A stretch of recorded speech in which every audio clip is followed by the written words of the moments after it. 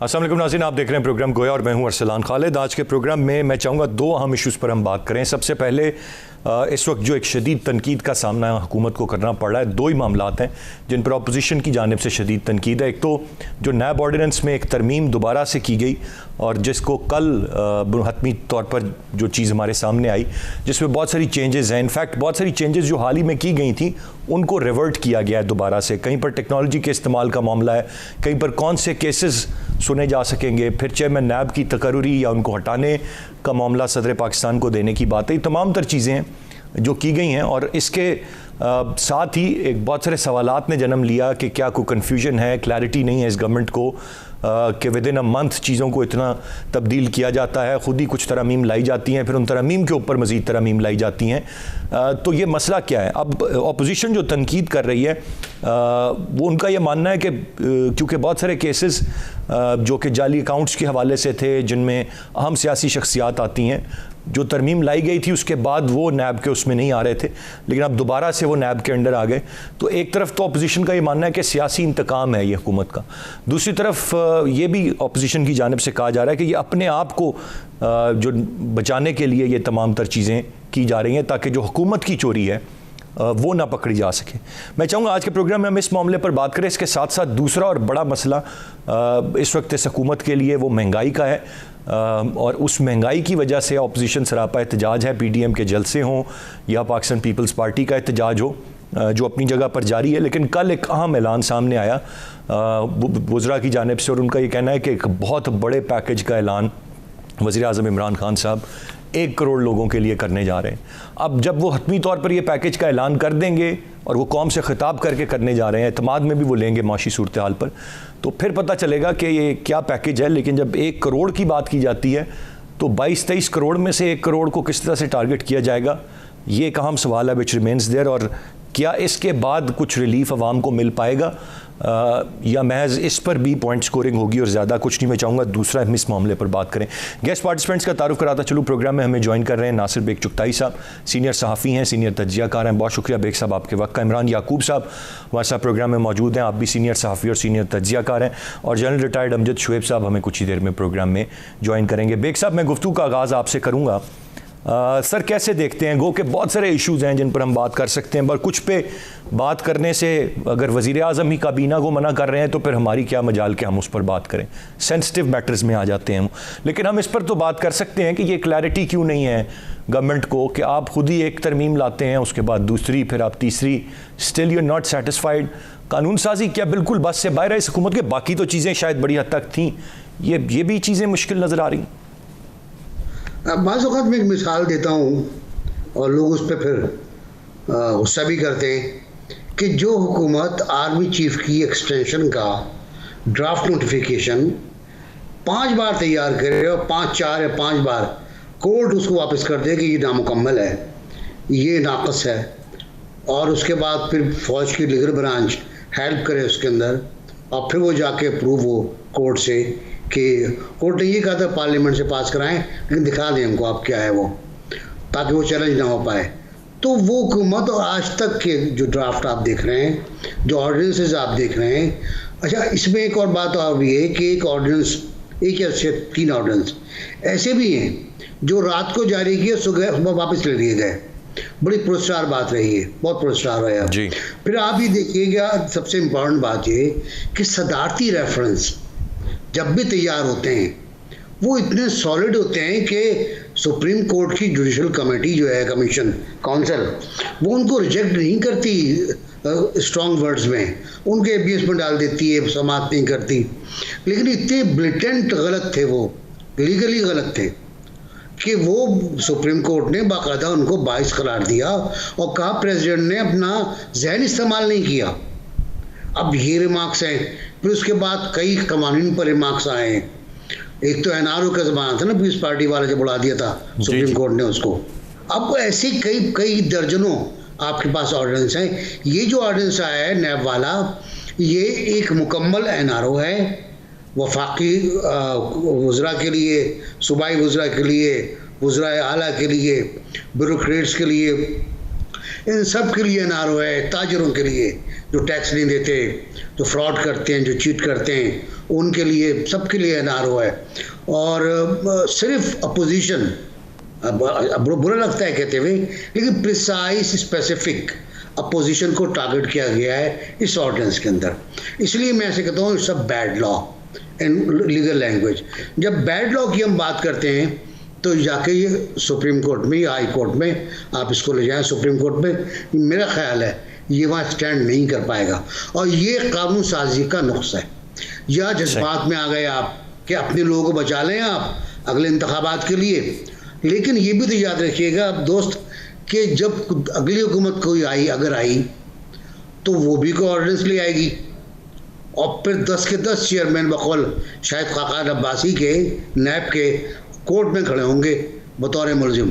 तो ये भी देख लें, फिर ये खेल भी शुरू हो सकता है। बिल्कुल, ये तमाम तर बातें बेग साहब आपकी बिल्कुल बजा हैं। मैं ज़रा इमरान याकूब साहब को भी शामिल गुफ्तगू कर लूँ। इमरान साहब, हुकूमती रहनुमा, कल मेरे प्रोग्राम में भी उनका ये मानना है, दो चीज़ें वो कहते हैं। एक तो कहते हैं कि कौन सा आइन आपको रोकता है कि आप सदारती ऑर्डिनेंस ना लेके आए, क्या इसमें कोई ममानियत है, हमने कोई आइन से हट के काम किया है। एक तो ये अप्रोच। दूसरी ये कि वो कहते हैं कि इसकी ज़रूरत उस वक्त भी रहती है जब पार्लियामान फंक्शनल नहीं होता। तो ये दोनों चीज़ें वो मान रहे हैं, पार्लियामान फंक्शनल नहीं है, इसकी जिम्मेदारी वो नहीं ले रहे, ऑर्डिनेंस वो समझते हैं कोई बुरी बात नहीं है, इसका भी ब्लेम वो देते हैं कि हमारे साथ ऑपोजिशन कोऑपरेट नहीं करती तो हम इसी तरह चलाएंगे मामलात। ये रिवायत कैसी है, क्योंकि अब तक 3 साल में सब कुछ ऑर्डिनेंस के ज़रिए चला है, कानून साजी का फुकदान है सर। बिस्मिल्लाहिर्रहमानिर्रहीम। अरसलान, मुझे अब ये बता दें कि इस जो 3 साल का आपने जिक्र किया, 3 साल से अब तो खैर ज़्यादा अरसा हो गया, इन 3 साल से ज़्यादा अरसे में कौन सी ऐसी चीज़ है जिसका फुकदान नहीं है?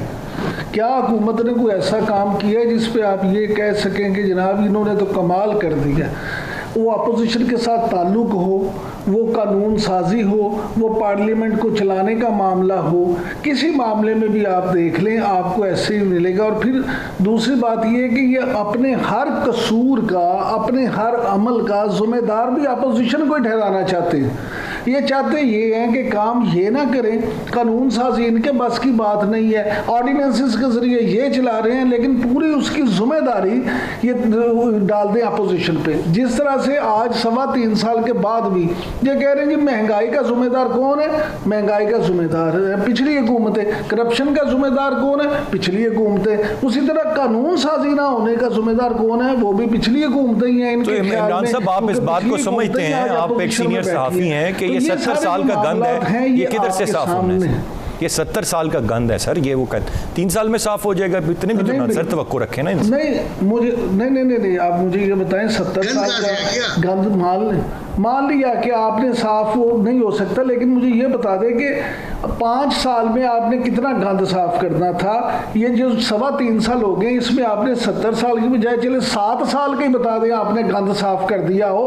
आप तो अपने लोगों का गंद साफ करने के लिए चल पड़े हैं। आप तो जो अभी मेरे उस्ताद मोहतरम हैं, मेरे सीनियर हैं जनाब नासिर बेग चुगताई साहब, NBC ने जो फरमाया कि ये तो NRO सीधा साधा है। जब आप इस तरह से करेंगे कि जी फलां मुद्दत के लिए होगा, फलां जुर्म के लिए होगा, फलां, यानी आपने एक कस्टमाइज्ड कानून बनाने की कोशिश की है। तो पंजाबी की एक मिसाल है, कहते हैं सस ने खसम कीता पैड़ा कीता, करके छड़िया और पैड़ा कीता। यानी आप एक काम कर लेते हैं और उसके बाद फिर उसको सुबह रात को आपको याद आता है कि ऑर्डिनेंस होना चाहिए, सुबह आप उठते हैं तो आपको ख्याल आता हो इसको तो ख़त्म होना चाहिए। खुदा के वास्ते हुकूमती मामलात इस तरह से नहीं चलते, ना कि चलने चाहिए। हुकूमती मामलात हमेशा सीरियस होके इन चीज़ों को देखना चाहिए, क्योंकि आपने वो चीज़ें करना होती हैं जो कल आपने बर्दाश्त भी करना होती हैं। आपको अपोजिशन के साथ कोई एक काम बता दें जिसमें आपने अपोजिशन के साथ सीरियसली पूरे खलूस नीयत से ये कोशिश की हो कि अपोजिशन आपके साथ चले।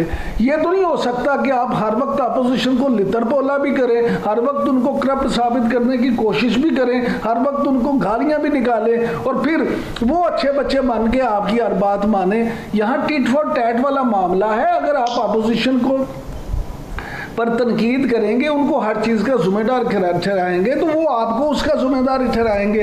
ये तो नहीं हो सकता कि आप उनको बुरा बुरा कहते रहे, वो आपकी शान में वो जो है ना किलाबे मिलाते रहे। आपको अगर आपको अपोजिशन की मदद चाहिए कानून साजी में, तो फिर आपको अपोजिशन के साथ अपोजिशन वाला सलूक भी करना पड़ेगा। राइटली सेड इमरान याकूब साहब, पॉइंट आपका आ गया। सर एक ब्रेक की जानिब क्विकली बढ़ूंगा, ब्रेक से वापस आकर मजीद बात करते हैं, साथ रहिए।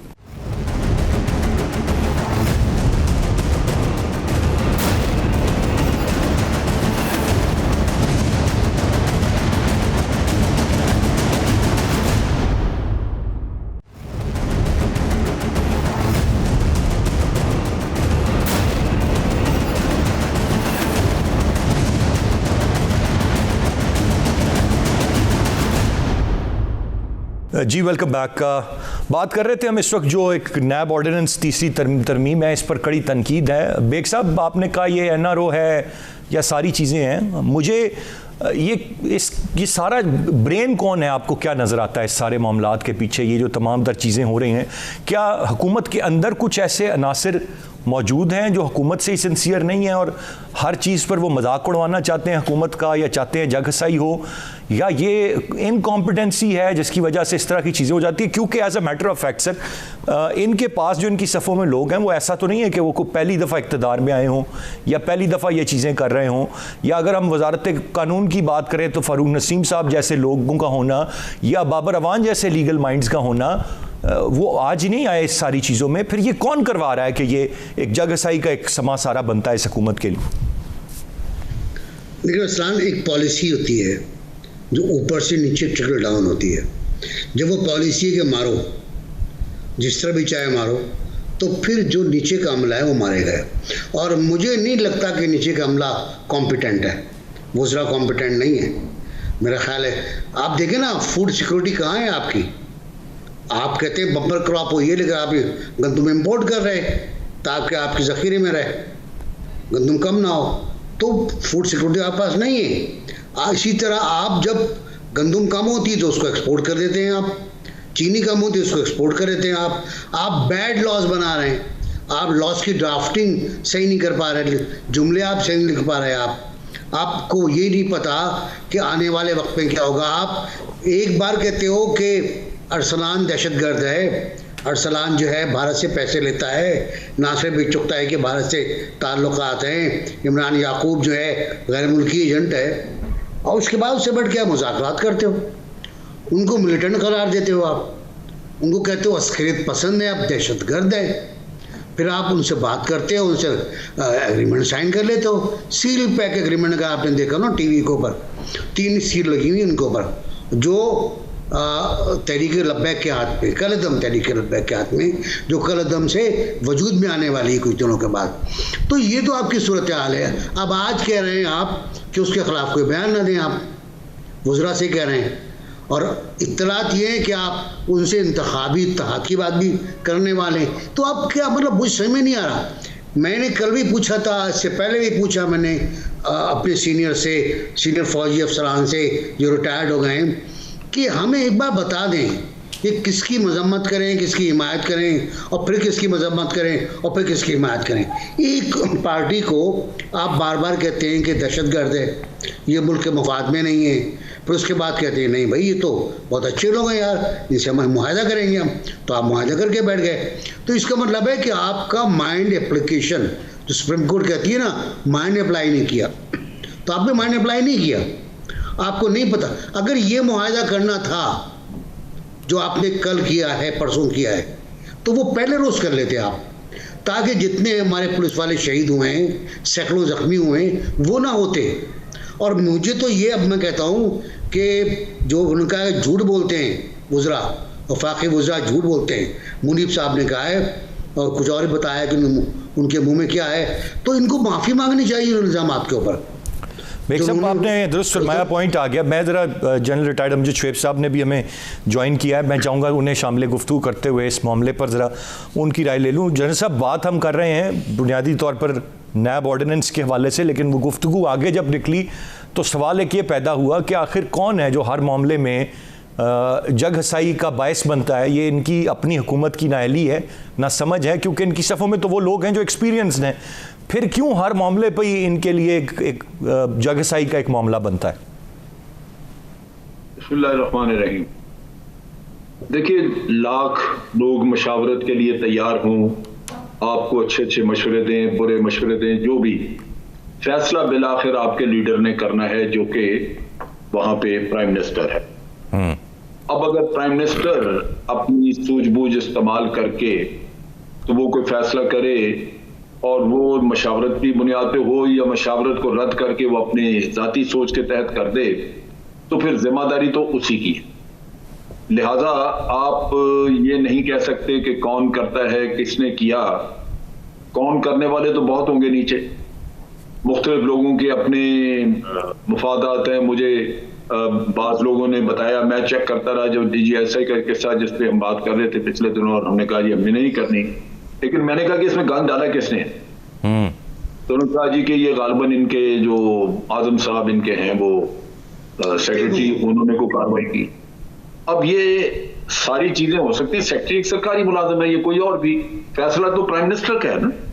अगर वो एक चीज के ऊपर गलत फैसला करते हैं या अड़ जाते हैं तो ये उनकी हुकूमत का फैसला, उनका अपना फैसला, और जिम्मेदारी उन्हीं की होगी। इसमें भी मैं कल भी बात कर रहा था, नासिर भाई जानते हैं, हमने इकट्ठे ही एक प्रोग्राम में बात की थी कि ये जो फैसला इन्होंने किया है, इसका ये नैब ऑर्डिनेंस वाला, ये इनको पहले नजर नहीं आया। जब दुनिया ने क्रिटिसिज्म किया, सोशल मीडिया पे बातें हुई कि जनाब आपने तो NRO दे दिया, आप तो कहते थे पैसे निकलवाएंगे, तो ये तो NRO हो गया कि आपने कहा जी फलान भी, उसका भी ट्रायल नहीं हो सकता, इसका भी नहीं हो सकता। वो फिर इनको चीज याद आई, तो फिर उन्होंने मोस्ट प्रॉब्ली वो क्रिटिसिज्म देख के तो उन्होंने ये तब्दीली का रास्ता इख्तियार कर लिया कि इसको बदल दें। हालांकि पहले इनको नजर आना चाहिए था कि एक चीज आप कर रहे हैं वो आपके बेसिक नारे के, बेसिक मंशूर के आपके खिलाफ है, तो how can you take a decision like this? लेकिन वो ले लिया उस वक्त। तो मैं कल बात कर रहा था और आज भी मैं ये कहता हूं कि ये इनको आदत नहीं है चीजों पे होमवर्क करने की और बहुत गहराई में जाने की। कल नासिर भाई की मौजूदगी में एक दोस्त कह रहे थे कि फिर इसका मतलब यही हुआ कि ये नाहल हैं। तो मैंने कहा फिर दुनिया तो हर तरह की तौजीहात निकालेगी, वो तो कोई नाहल भी कहेगा, कोई इनको कमजोर कहेगा, कोई इनको ये कहेगा कि जी सुस्त हैं, अकल नहीं है, ये वो जो भी। फिर फैसला जब गलत हो जाए आपका, तो फिर आपके ऊपर तो हर तरह के इल्जाम आएंगे ना। बड़ी तो ज़बरदस्त बात जनसब आपने की है ना, I cannot agree more. जो आपने बात की उससे बिल्कुल मैं इत्तफाक करता हूँ। गुफ्तगू का सिलसिला जारी है, एक ब्रेक की जानिब बढ़ेंगे, ब्रेक से वापस आकर मजीद बात करते हैं, साथ रहिएगा।